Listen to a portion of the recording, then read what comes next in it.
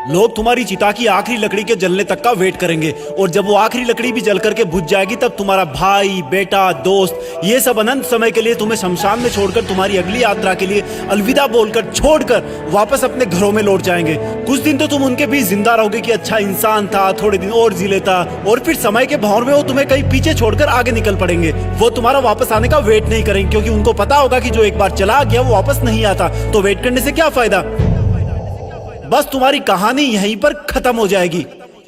तुम ऊपर से देखकर सोचोगे कि लोग कितने स्वार्थी थे, जब मैं उनके काम आता था तो कितने पास रहते थे। आज मैं जब दुनिया से चला गया हूँ तब भी दुनिया वैसी ही चल रही है। तुम्हें अफसोस होगा कि क्या मैं इन्हीं लोगों के लिए जन्म लेकर पृथ्वी पर गया था। तुम उनसे बहुत सवाल करना चाहोगे, लेकिन लाख कोशिशों के बाद भी तुम्हारी आवाज उन तक नहीं पहुंच पाएगी। तुम वापस आकर फिर से दोबारा जिंदगी जीना चाहोगे, क्योंकि तुम्हें जिंदगी जीने का मतलब तब समझ में आ चुका होगा। तुम्हें महसूस होगा कि तब तुम अपनी लाइफ में अपने आसपास के माहौल में खुद को कितना भूल गए थे। तुम्हें जवाब मिल चुका होगा कि क्यों तुम अपने सपने पूरे नहीं कर पाए, क्यों तुम अपने सपनों की गाड़ी नहीं खरीद पाए, क्यों तुम अपने सपनों का घर नहीं बना पाए, क्यों तुम अपने बच्चों को अच्छी शिक्षा नहीं दे पाए, क्यों तुम अपना करोड़ों का बिजनेस खड़ा नहीं कर पाए, क्यों तुम्हारे सपने सिर्फ सपने बन के रह गए। तुम्हें सबसे बड़ी सीख ये मिल चुकी होगी कि अगर अगले जन्म में कुछ भी ना कर पाया ना, तो कम से कम टाइम वेस्ट नहीं करूंगा। तुम चाहोगे कि काश 2 मिनट, सिर्फ 2 मिनट और मिल जाए तो हिस्ट्री में जाकर अपने बेटे के साथ खेल सकूं, अपनी बेटी की शादी किसी और के साथ करा सकूं, अपनी माँ से अपनी गलतियों की माफी मांग सकूं, अपने पापा के सहारे की लकड़ी की जगह अपने हाथ से सहारा दे सकूं। तब तुम्हें लगेगा कि उस वक्त मेरे पास 24 घंटे थे, 52 हफ्ते थे, कई दशक थे,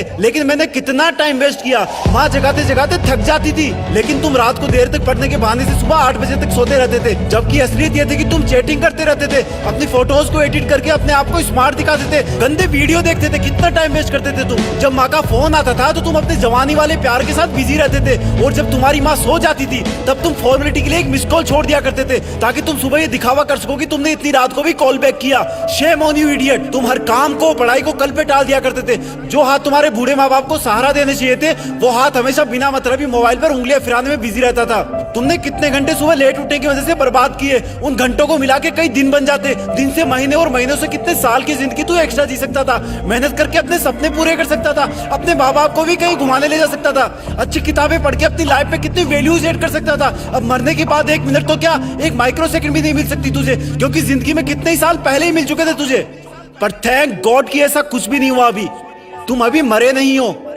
थैंक गॉड कि आज तुम थैंक गॉड बोलने के लायक इस धरती पर बचे हुए हो। तुम्हारा वक्त, तुम्हारे सपने अभी पूरे नहीं हुए हैं। तुम्हारे माँ बाप, घर वाले अब भी तुम्हारे सफल होने का वेट कर रहे हैं। तुम्हारा दिल अब भी तुम्हारे सपने पूरे होने का वेट कर रहा है। थैंक गॉड कि तुम्हारे हाथ की घड़ी अब भी तुम्हें वो दिन दिखाने का वेट कर रही है जब तुम एक हीरो की तरह लोगों के सामने खड़े होगे और लोग तुम्हारी रियल कहानियां सुनकर आंसू से भर जाएंगे, मोटिवेट होंगे। और उन लोगों को सबसे ज्यादा अफसोस होगा जिनने तुमको कुछ साल पहले मेहनत करने वाला ढोंगी कहा था, लेकिन फिर भी तुम्हारे मन में उनके लिए 1% भी बुरी भावना नहीं होगी।